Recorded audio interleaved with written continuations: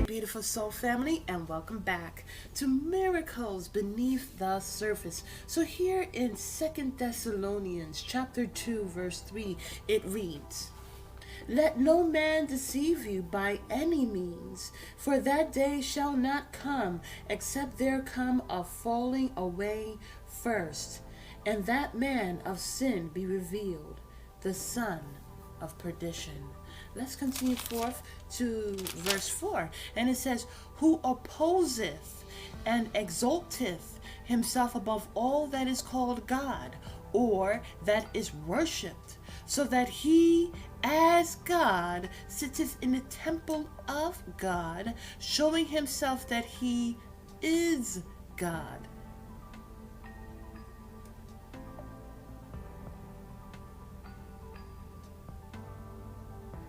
Verse 5, let's go to verse 5. "Remember ye not that when I was yet with you, I told you these things,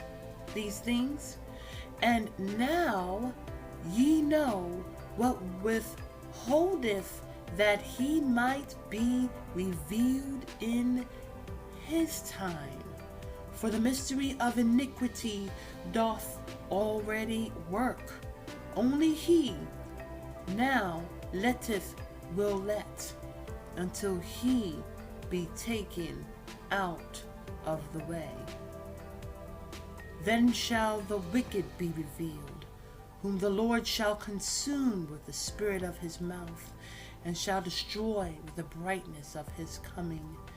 Even him whose coming is after the working of Satan, with all power and signs and lying wonders, and with all deceivableness of unrighteousness in them that perish, because they receive not the love of the truth, that they might be saved.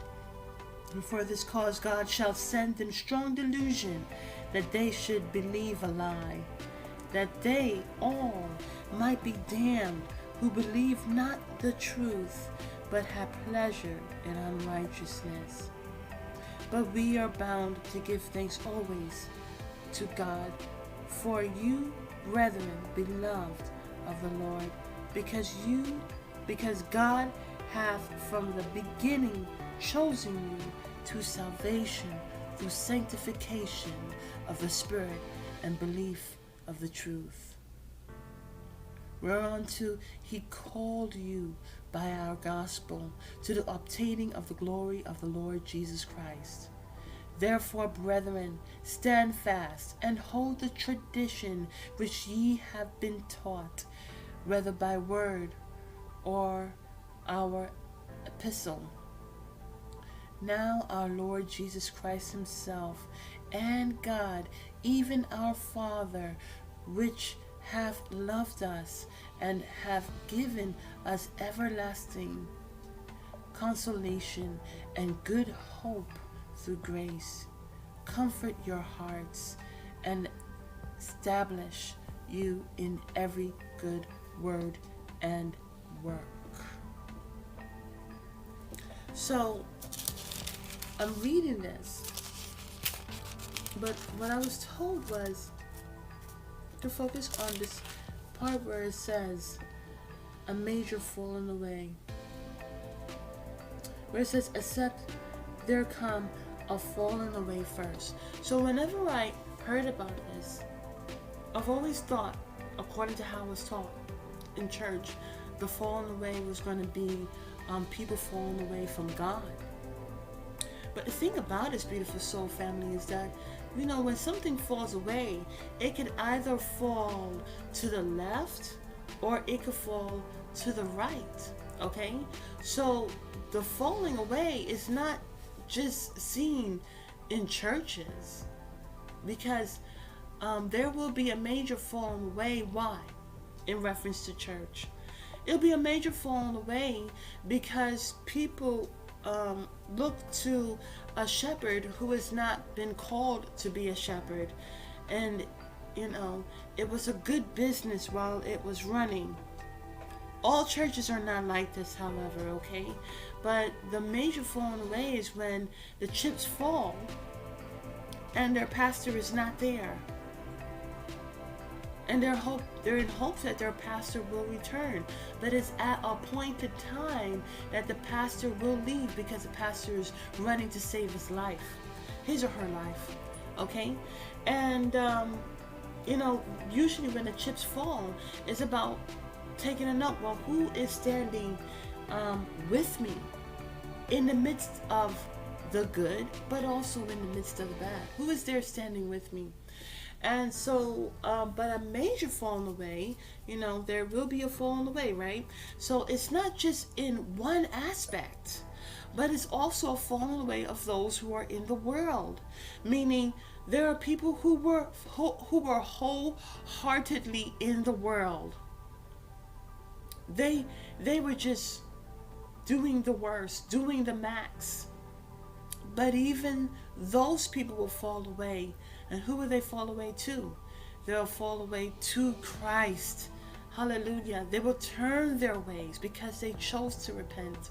God is telling me about Nineveh. Nineveh was a very wicked place, and but they themselves were given an opportunity to repent. And what's so interesting is that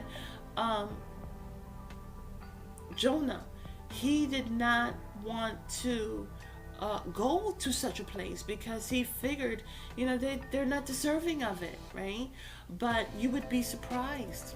You'd be surprised because, and actually we shouldn't be surprised, okay? Because the word of God is a double-edged sword. Okay, but the thing about it is that, and God is telling me to say, it's a double-edged sword, not only cutting away at the person, but also cutting away at that of which is locking the person in. So you may see a person that come against us, and we may say, oh, they're wholeheartedly doing this. But the thing about it is, and as mentioned in other videos, people that come against you are also within themselves in conflict. Okay, they themselves are in the midst of fear. And so, fear causes you to do certain things and causes you not to do certain things, okay? And we all learn this in our life.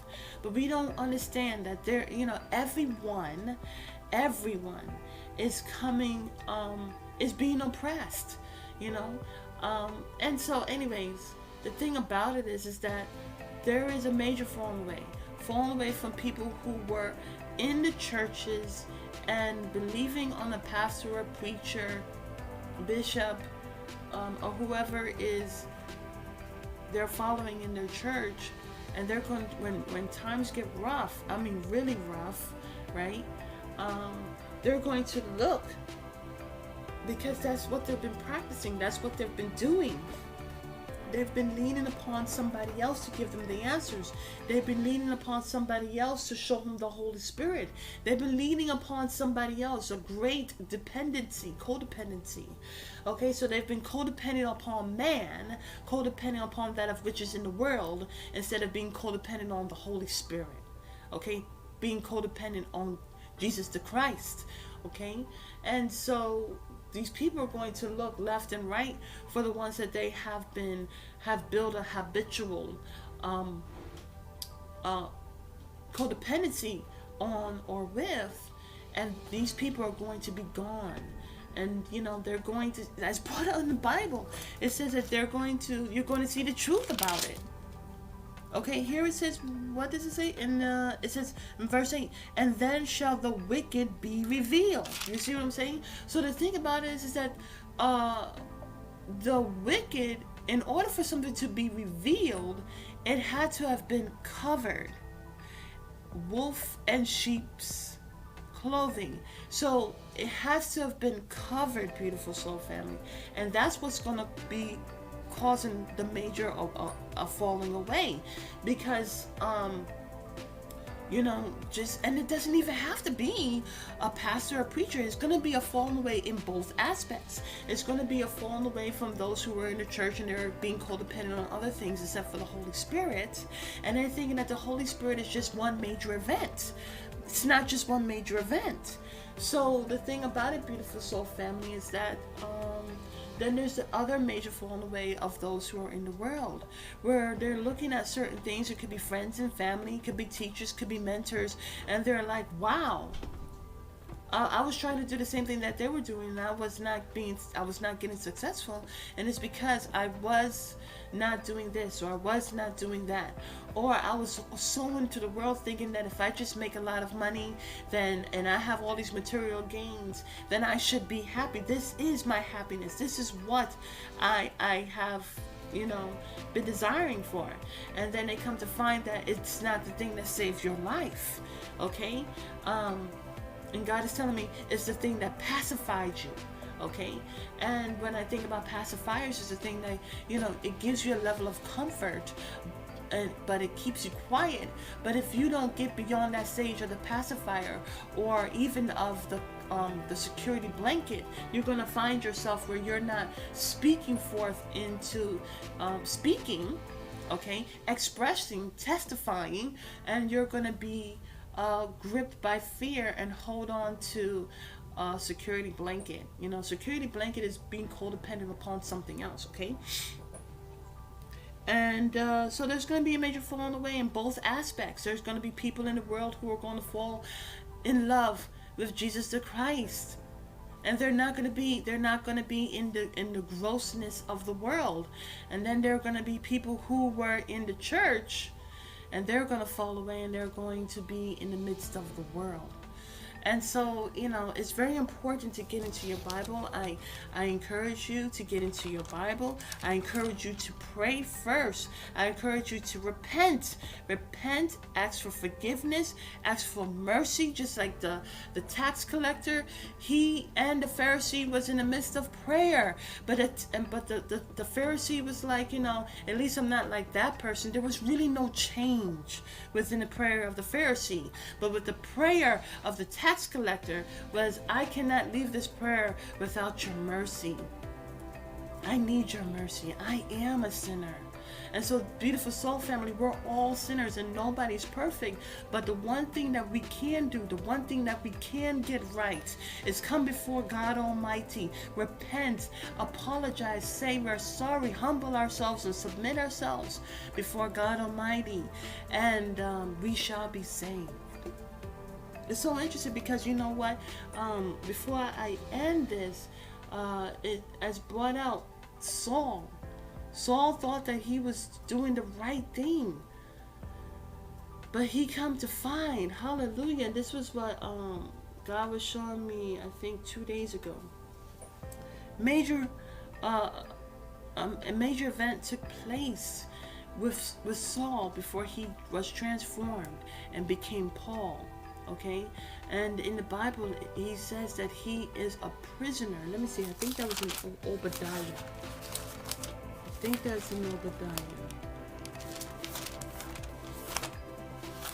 And he says,